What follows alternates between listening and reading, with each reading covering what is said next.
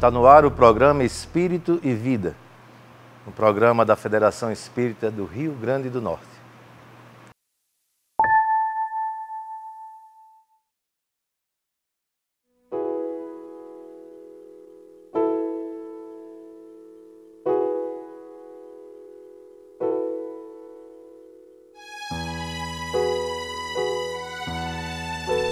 Certa vez, um menino andava na margem de uma lagoa de águas geladas, quando percebeu outro menino, mais ou menos da mesma idade, se afogando.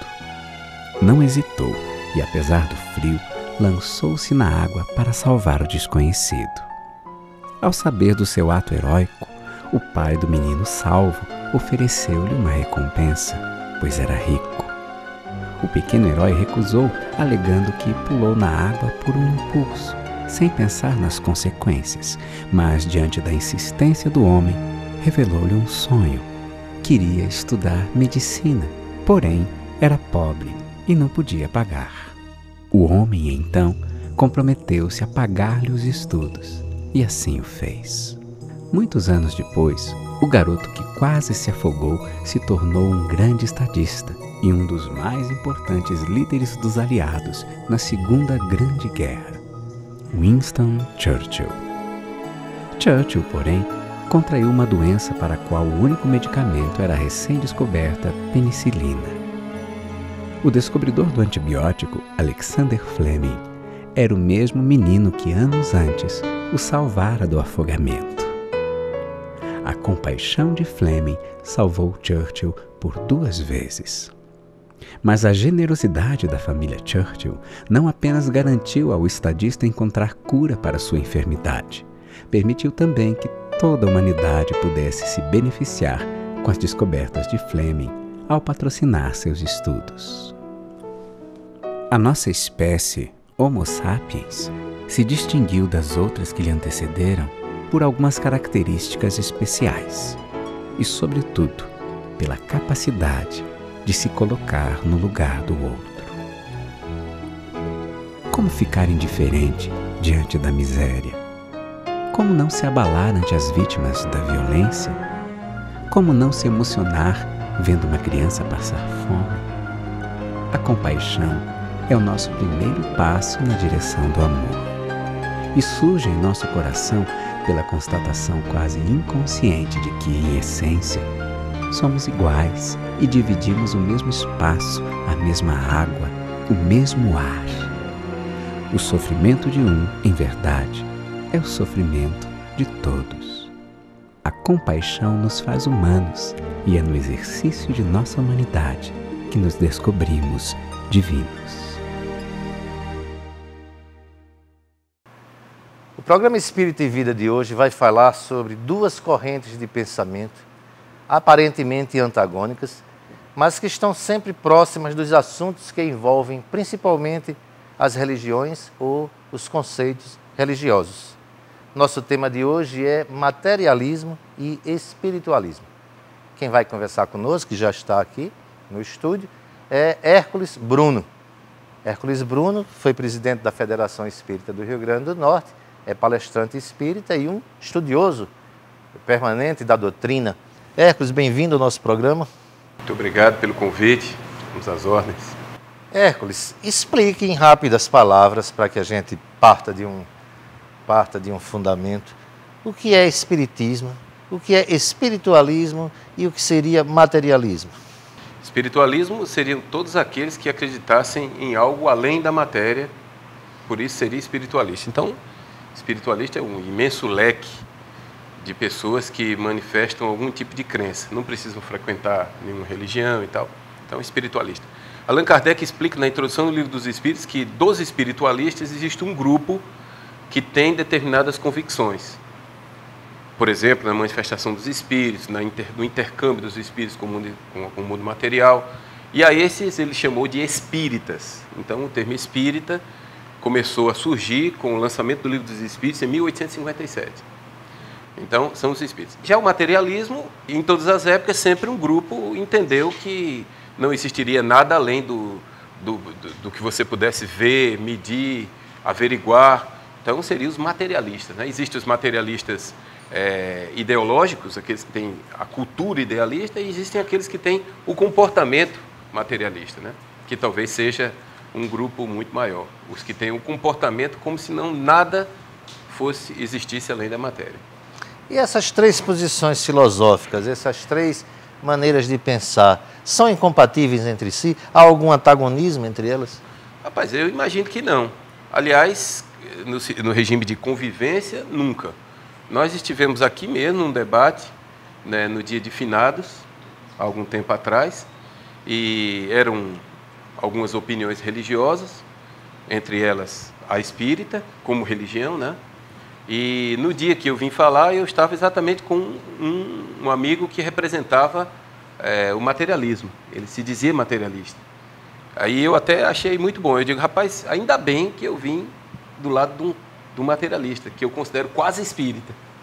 Aí ele disse, e eu achei ótimo de eu dividir também com um espírita, que é quase um materialista, ele dizendo, né? Eu digo, rapaz, você tem toda a razão. E a gente conversou, bateu papo, ele me falou da importância de ser útil socialmente. Ele é um cara que é muito envolvido em atividades sociais, em auxílio ao próximo. Ora, uma pessoa que se diz não acreditar em nada além da matéria e auxilia as pessoas, né? E tem uma consciência social, ecológica, o seu papel no contexto. Então, ele convive, não tem nenhum tipo de problema de conviver, né, com nenhum grupo, pelo menos pela nossa ótica de espírita, né? Claro que nós estamos falando dos outros, mas nós estamos dentro da nossa ótica de espírita. Já outros espiritualistas também. Eu costumo muito repetir nas oportunidades que nós vamos às casas espíritas, que o espírita ele tem uma convivência plena com todas as religiões. Pessoalmente, eu já trabalhei com grupo católico, com grupo evangélico. O espiritismo ele só tem realmente problema, que aí são as duas frentes, né, os dois embates que o espiritismo tem, que é o materialismo, modo de vivência, materialismo, postura, materialismo cotidiano, materialismo, forma de viver, entendeu? Não é o materialismo ideológico, mas o materialismo, como é que você vive. Essa é uma frente, e a outra frente diz respeito à condição das negações do mundo espiritual. Ou seja, uma coisa é você ser materialista e outra é você ser egoísta. Então, egoísmo e materialismo são as duas frentes de combate do espiritismo. É claro que não são combates assim de guerra, né? São combates íntimos, combates pessoais. Então, todo espírita tem dentro dele esses dois limites, né? Esses dois combates, as duas frentes de batalha. Agora, quanto às outras religiões, as outras posturas religiosas, isso aí, eu acho que o convívio, acrescenta até que aqueles que não têm habilidade de convivência, é porque não tem habilidade de convivência nenhuma, não é só no aspecto religioso. Pois é, você me desperta uma curiosidade. Humberto Eco tem um livro que eu gosto muito, intitulado Em que creem os que não creem? É um questionamento a respeito de que tipo de ética, o que é que leva o não crente, né? O que é que leva o materialista a ser uma pessoa correta, né? Qual é a ética, qual é a moral do não materialista? Porque os espiritualistas, os religiosos, têm Deus como uma força interior que nos leva a ter um tipo de comportamento moral. E o não crente, e o materialista? O que é que pode fazer o materialista ser isso que você diz? Um homem bom, responsável, consciente, bom pai, bom marido? A consciência ou a autoconsciência não tem nenhuma ligação com religião ou a manifestação religiosa que a pessoa tenha. Afinal de contas, nós temos Deus dentro da gente, nós somos partículas divinas, né? Nós somos, fomos criados, não somos o próprio Criador, nós somos criaturas, né? Nós fomos feitos, né? Mas trazemos cada um, independente do momento que viva, da manifestação religiosa que acredite ou não, a consciência plena, né, do que é certo, do que é errado. A religião se arvorou, assim, as religiões constituídas, né, elas se arvoraram assim, de detentoras do que é certo, do que é errado no contexto social, mas acho que muito antes disso, cada um tem a sua consciência do que é certo e do que é errado. Se tem uma coisa que você pode viver sem, é sem uma religião, no sentido de prática religiosa. Você não pode viver sem religiosidade, sem espiritualidade. Que isso deu o nome que você quiser. Às vezes você tem a sua própria religião, a sua pessoalidade. Um amigo nosso disse, o pessoal fala muito de Jesus para lá e para cá, e eu tenho o meu Jesus. A forma como eu encaro, como eu convivo, como eu respeito, como esse Jesus interage com a minha condição. Então, eu acho que é por aí. O livro dos Espíritos, Kardec pergunta aos Espíritos, né? Onde é que está escrita a lei de Deus? E a resposta dos imortais é maravilhosa, diz, na consciência dos homens. Ou seja, temos implantado em nós o conceito do que é certo, do que é errado, do que é o bem, do que é o mal. Né? Trazemos isso conosco, independente de uma confissão religiosa. Vamos dar uma paradinha, a gente volta daqui a pouco, ainda conversando com Hércules Bruno. O assunto é espiritualismo e materialismo. Não saia daí, a gente volta já.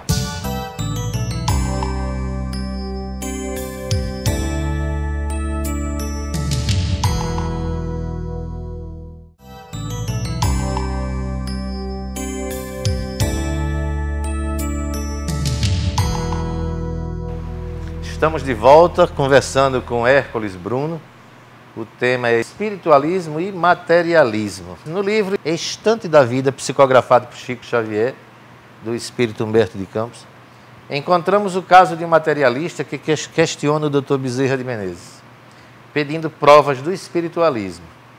E Bezerra responde com uma frase ótima, ele diz, meu amigo, se vocês puderem trazer um só dos desventurados do mundo, a quem o materialismo terá dado socorro moral para que se liberte do cipual do sofrimento, nós espíritas aceitaremos o repto. Não é? O materialismo, então, não teria essa capacidade, digamos assim, de levar consolo e apoio àqueles que sofrem? Aqueles que, por acaso, se perderam nas malhas da descrença, não vamos dizer assim, nem do materialismo, mas da descrença, que na hora da provação, que todos iremos passar, mais cedo ou mais tarde, nesse mundo de provas e expiações, diante das necessidades de progresso que temos. Então, naquela hora do testemunho, a crença, a convicção espiritual, ela é relevante. Aliás, ela é relevante sempre. Mas na hora em que, vamos dizer assim, na hora da crise propriamente dita, né, na hora em que você se vê sozinho, avaliado no que você tem de bom, no que você tem de perene, né, de sólido, para você suportar uma pancada, um revés da existência, a convicção além da matéria é importante. Né? Ela lhe coloca, você se aure daquela, você se apoia naquilo, você pede forças daquilo. Até como uma proposta de humildade diante da sua dificuldade de, por si só, você superar. Então, é como se fosse uma ferramenta. Então, aqueles que estão nas malhas do materialismo, da descrença, pela descrença, né? E que vivem uma situação interior em que não acalentam nenhuma força além de si próprio, realmente sofrem muito, inclusive depois da morte, né? Que nós espíritas temos notícia desses irmãos que esperavam, por exemplo, o vazio, nada, após o advento da morte, e se revelam surpresos. Né? Eu participei de uma reunião mediúnica em que o Espírito dizia, então isso é a morte? Então, cadê o meu vazio? Eu quero morrer. Ele queria morrer de novo. Ele queria apagar a memória, ele queria apagar quem ele era, o seu self, a sua estrutura. Principalmente os que buscam suicídio. Principalmente pelas vias de suicídio. Esse aí era um suicida, não era um suicídio direto, não foi aquele suicida que saiu nas estatísticas, né, que se matou, como se diz, né? Mas ele foi morrendo pela negação da vida, que na realidade é o nosso grande débito. Né? Se existe tem gente que diz assim, o suicida paga pelo quê? Aí a nossa convicção é que o suicida paga pela negação do valor mais importante que temos, que é o valor da vida. Não é o fato de morreu logo, morreu depois, ou foi morrendo aos poucos, porque quem desiste de viver já vai morrendo. Entendeu? E se isso é marcado pela base da descrença, do materialismo, aí é muito mais sofrimento. Aí a recuperação é muito mais dolorosa, muito mais difícil. Mas nós sabemos que o campeonato é muito longo, né? Tem prorrogação às vezes. O campeonato é longo, então tem tempo para aquele que desacreditava de tudo voltar a reavaliar suas coisas e tal, né? Aquele que, por exemplo, achava que tudo era matéria, tudo era imediato, tudo era aqui, tudo era rapidamente, também amadurece, também tem o corpo que vai sofrendo e vai ponderando e vai vendo que a vida transcende, né? Muito além de tudo isso, e vai ter sua chance também de encontrar a sua espiritualidade. E o entendimento. Ô Hércules, há um novo movimento, há um surgimento, há um crescimento, né? Isso é um dado dos dias modernos, do ateísmo, digamos assim, um neo-ateísmo, um neo-agnosticismo, não é? Ganha espaço, cresce o número de ateus e de agnósticos no mundo. Seria ao momento que nós vivemos de dificuldades? A minha observação é que isso é reativo, né? Isso é uma reação natural a um movimento religioso que a gente vê acontecendo aí, de massa, aparentemente absurdo, assim, no sentido de levar muito em conta a realização material da pessoa, né? O enriquecimento, uma associação muito nítida entre você estar espiritualmente bem e materialmente bem. Quando Jesus dizia, quando falava do Consolador, disse consolar as almas, né? Jesus não falou do Consolador de consolar o bolso, nem de consolar a sua empresa, nem de consolar a sua condição social. Não há, esse Consolador nós não conhecemos. Nem arranjou emprego para os seus apóstolos. Não era para consolar nesse sentido. Então, é claro que pelo menos as pessoas que eu conversei, que adotam e que concordam com esse sistema, é uma reação a esse movimento religioso, né? Então, eles mesmos, se você for conversar, eles não negam a sua espiritualidade.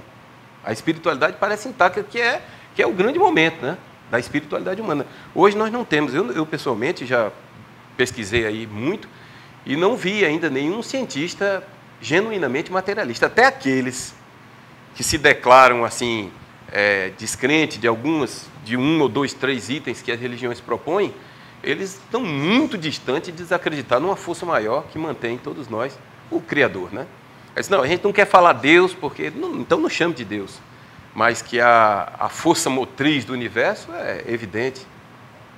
Eu até acho que quanto mais você se aprofunda na ciência, alguém já disse isso, mais se aproxima de Deus. E de si mesmo, né? Não é verdade?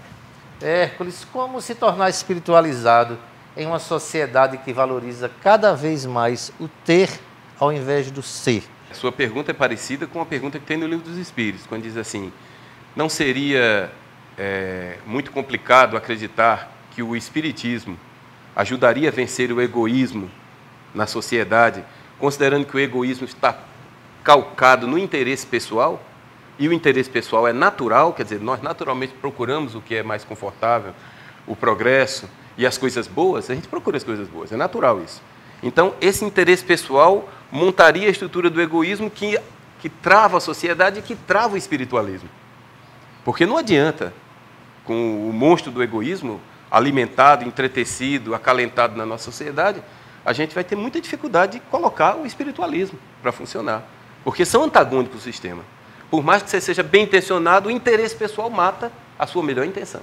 Mas dá para reservar um tempo do dia, uma parte do interesse de sua vida? Sob o ponto de vista de prática, aí sim, nós estamos vivendo uma época em que só não faz o bem quem estiver trancado dentro de casa.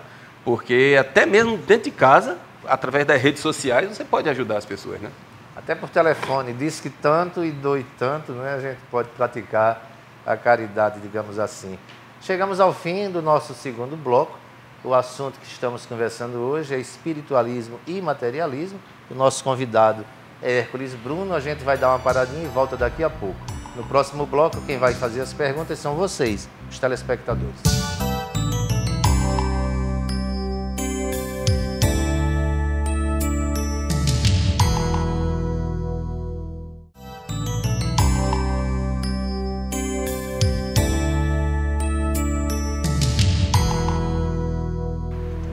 Vamos agora ao quadro Espírito e Vida Responde.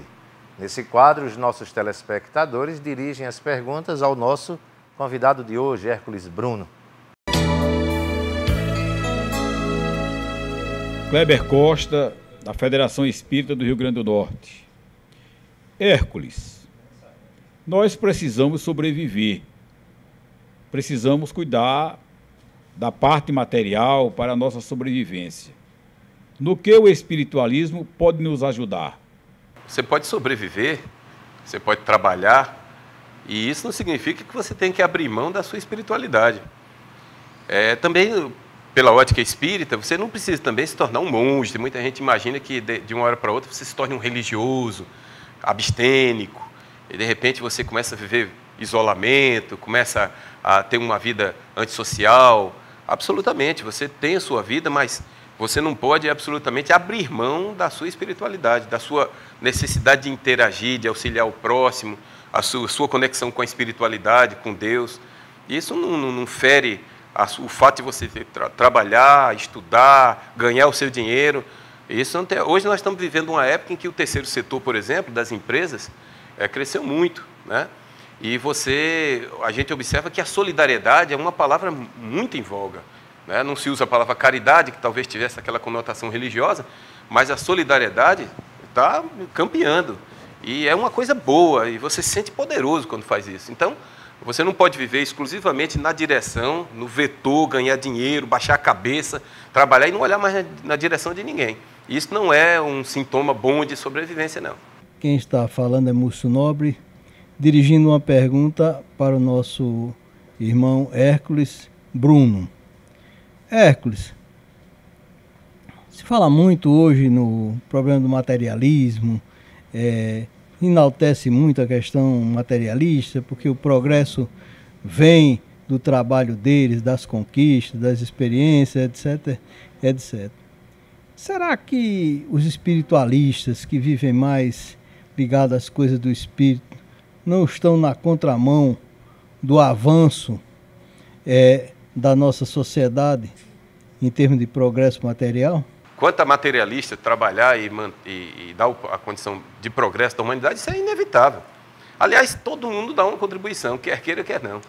Até aqueles que a gente, às vezes, vê a escória, né, da sociedade, as pessoas que produzem crimes, etc.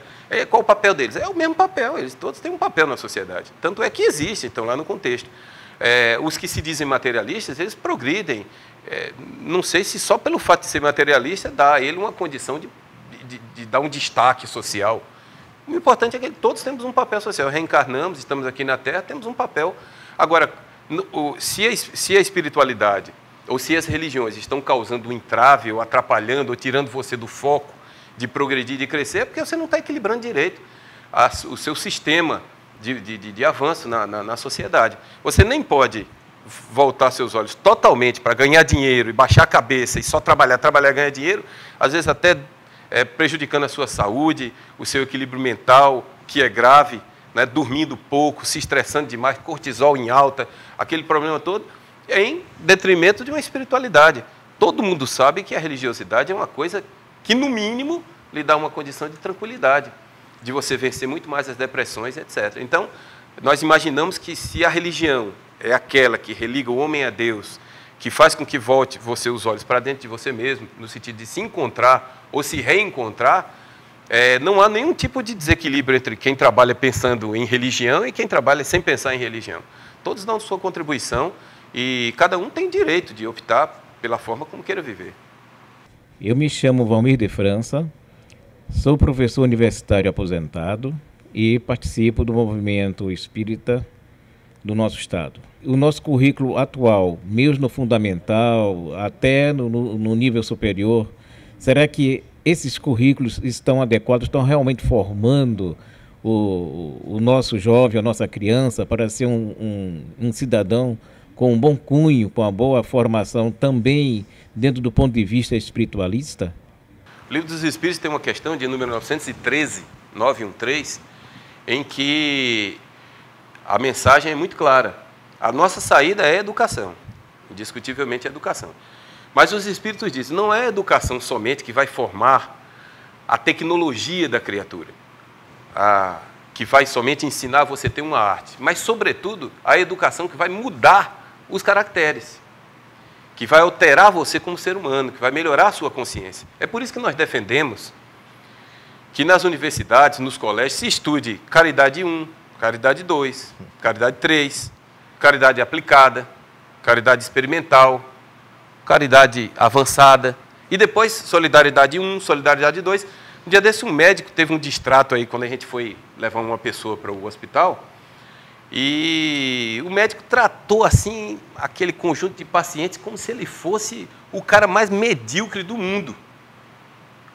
Aí a gente teve que perguntar para ele, e a resposta dele foi clara: eu não entendo de caridade, eu não entendo de solidariedade, eu não entendo, eu não estudei isso. Eu disse, cara, você não estudou mesmo. Se você não aprendeu com o resto da vida, se você só acredita no meio acadêmico, pois que seja no meio acadêmico que nós tenhamos que introduzir valores, demonstrando claramente que a nossa sobrevivência passa por aí. É uma questão de sobrevivência. Hoje, as questões que eram antes ligadas à religião, hoje estão ligadas à ciência.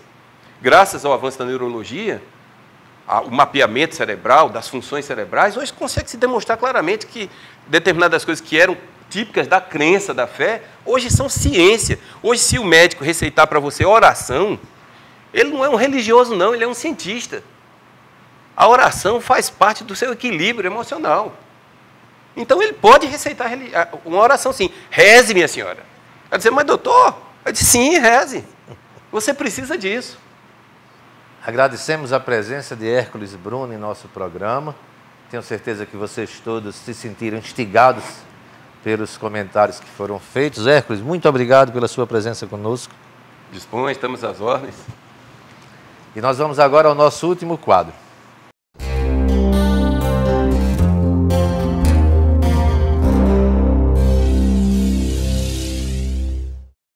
O nosso programa dá dicas de livros que podem auxiliar você que pretende aprofundar os seus conhecimentos a respeito do tema que nós conversamos aqui.